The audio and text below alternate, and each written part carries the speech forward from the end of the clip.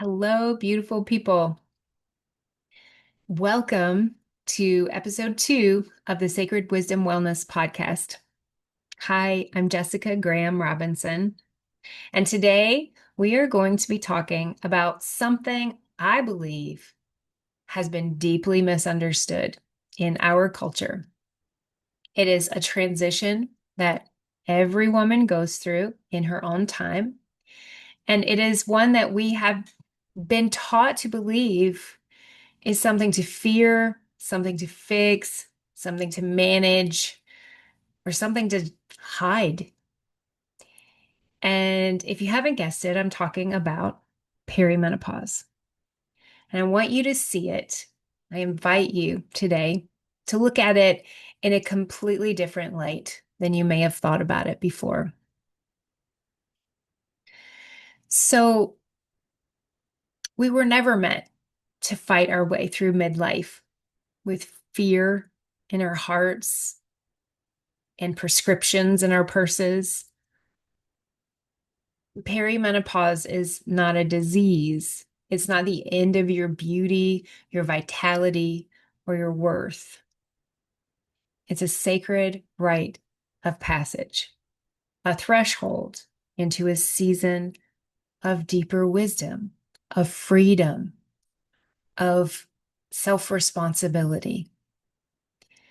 And yet, the way our culture talks about it, it's something to battle. It's something we need to fix before anyone notices that something may have changed. And this is part of an issue that I'm sure you have seen. If you're a woman, even if you're not a woman, come on, like everyone has seen this, that there's a cultural lie about aging. We live in a world that is obsessed by youth. The anti-aging industry is worth hundreds of billions of dollars, and that money is made by convincing women and men, but especially women, that we lose our value the older we get. In this new movement of women who don't age, we've lost something very sacred, the honoring of our midlife years as a powerful and beautiful transition. Perimenopause is defined by being the time that leads up to menopause. It's not just about our hormones shifting. And of course, that does happen over a long period of time. But it's a spiritual initiation, if you will, because no one is talking about it this way. Many of us are going through this doorway, kicking, screaming, and clinging to an older version of ourselves that no longer exists. And there's no point in doing this. If we're doing this, we're not even living in the present. We're not even living our own lives. I have been marketed to, I know you have, at a young age. Like I was told, you should be using these eye creams. You should be, when you go anywhere, if you go to the grocery store, even, like, you're going to see it. If you look at any magazine, if you go to Barnes and Noble or some other, those more people used to hang out in those coffee shops with books, and you would see it everywhere in the magazine section, in the books. Like, how many books are dedicated to teaching women how to age gracefully, or to basically like not age? How many women that have already augmented their body in some kind of a way just to pretend they're not aging, to pretend they're younger, to pretend they're the same person they were 20, 30 years ago, because they're not comfortable being who they are, because culture tells them.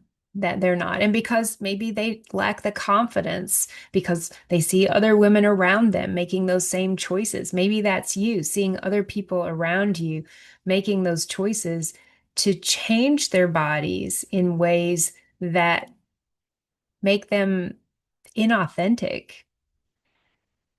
but more acceptable.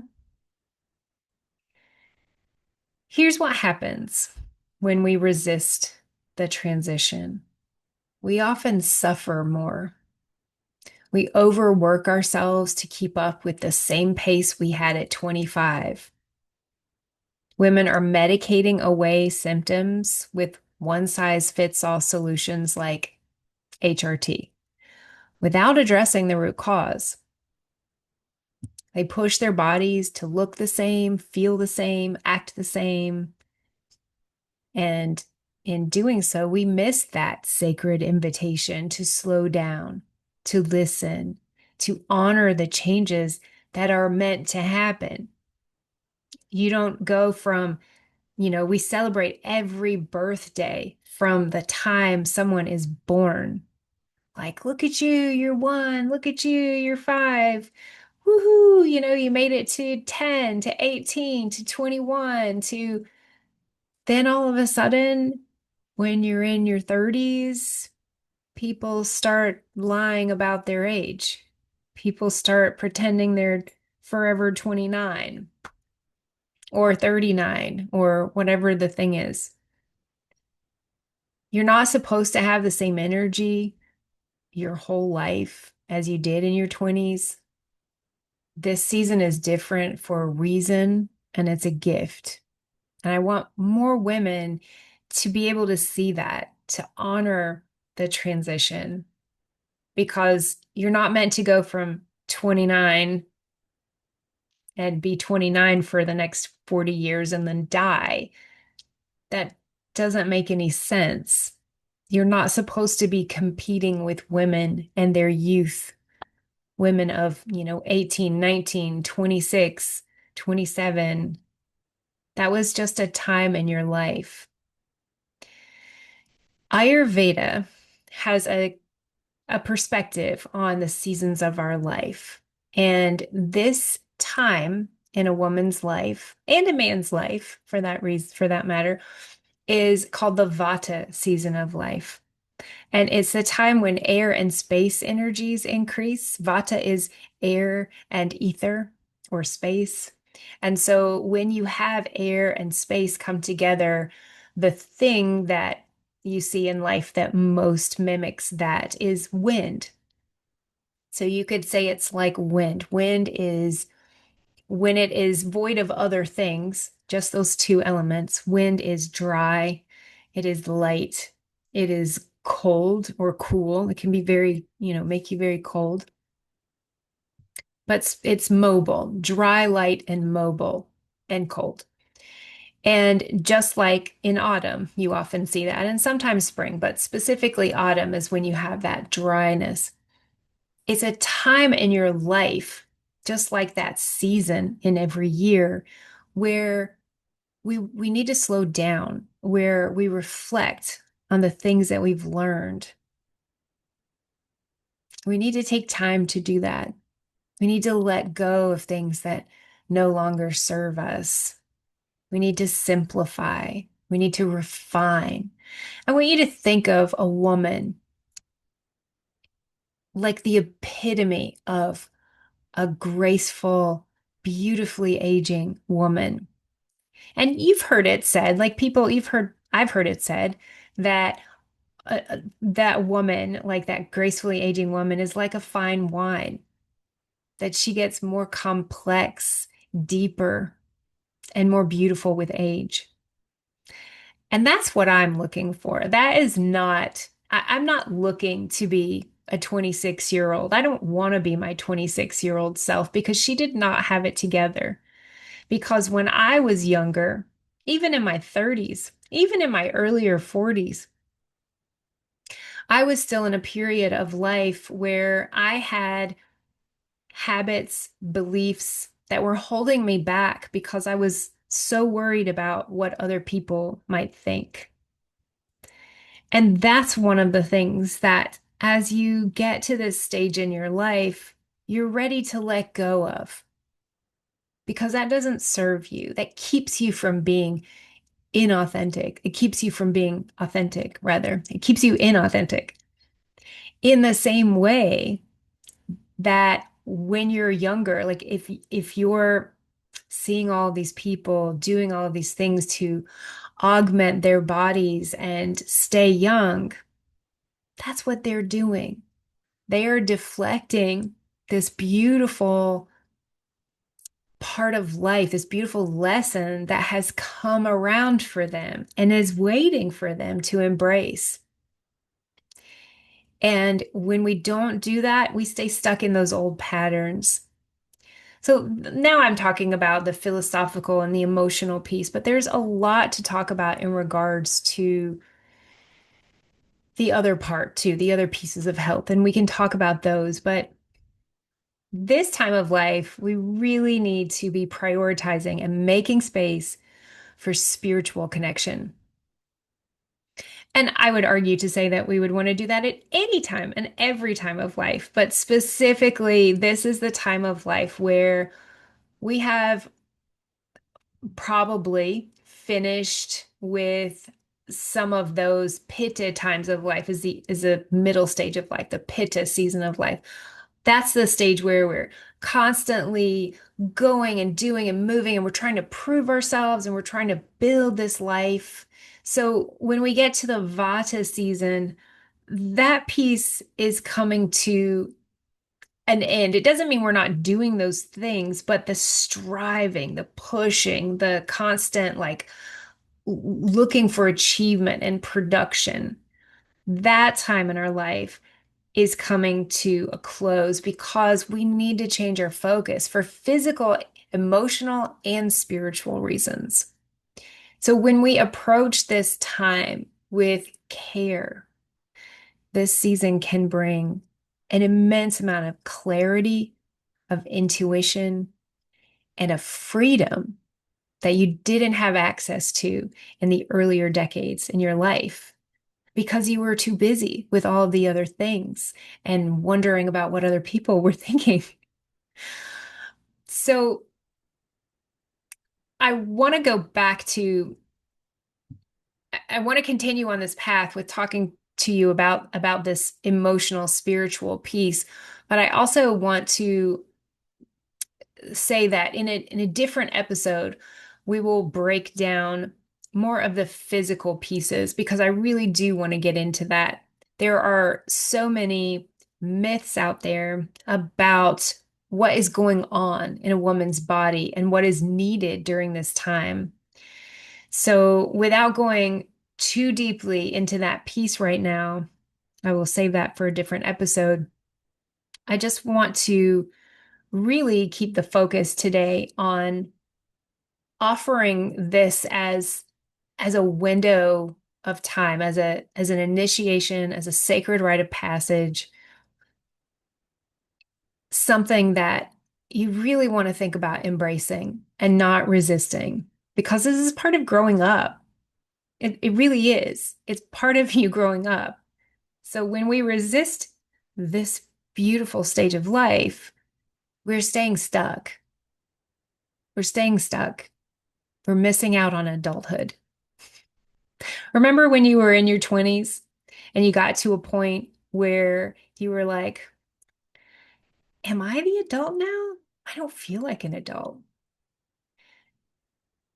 That can continue for the rest of your life, but at a certain stage, like I would say, like if not before at this stage, you can still be playful. You can still like, you don't have to stop anything. There's no part of you that needs to stop. It's just that you are evolving. And finally, you get to this stage and you go, I've been alive for half a century. I think I'm an adult now. I think I'm an adult. And you start to embody it in a way that maybe you didn't have the permission to. You didn't give yourself that full permission to. And there's a lot of things that go into why that might be the case. But let's just suffice it to say that That is this time. So, what if we stopped fighting this aging? What if we stopped fighting this transition as women, as a culture, rather than trying to patch up all of the symptoms that we're seeing? What if we approached perimenopause willingly, with grace, nourishing our bodies, resting when we need to, and moving in ways that feel good? What if we surrounded ourselves with community and we let our inner beauty take the center stage? What if we showcased midlife as a glorious window of time, one where our presence, our wisdom, and our joy speak louder than wrinkle-free skin ever could? This isn't the end, it's the beginning of a new kind of sovereignty, really.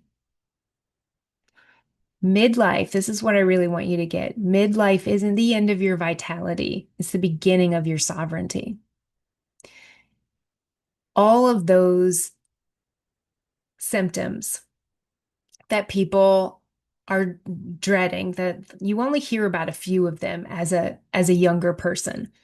But then once you're in that transition of perimenopause, you you start to experience more things, and some of them you're probably not even going to recognize are perimenopause unless you have studied it, unless you've done some research on your own, because they're not talked about as much.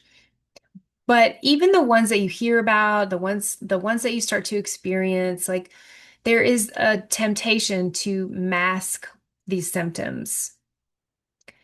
And if you do that only, the problem underneath that's causing them is going to get worse. And again, we'll go deeper into this in a different episode where we're going to talk more about the physical pieces.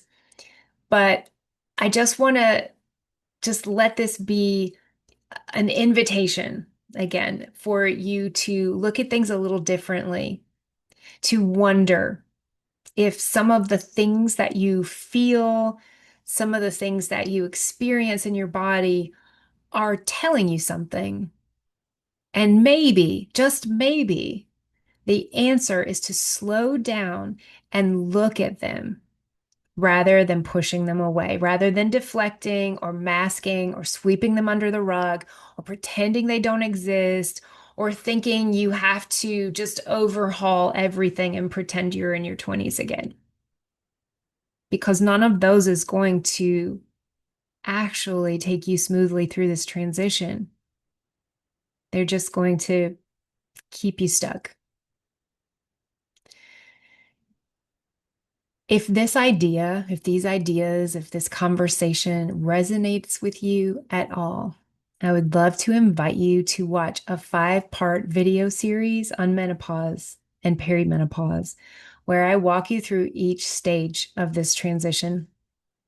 And I share how you can support yourself naturally with each one of these transitions. There are 3 different stages of perimenopause: early, mid, and late. And they all come with their different challenges. And because we are all very individual, it could happen different for you. But in general, these are the different stages. And I lay it out in the video series. It's totally free. I put them out on social media over the last month or so and put them together on one of my web pages. So I will put the link in there in the show notes for you to take a look at. And if you're ready for some personalized support, I offer free 20-minute clarity calls where you can talk about the top challenges you see.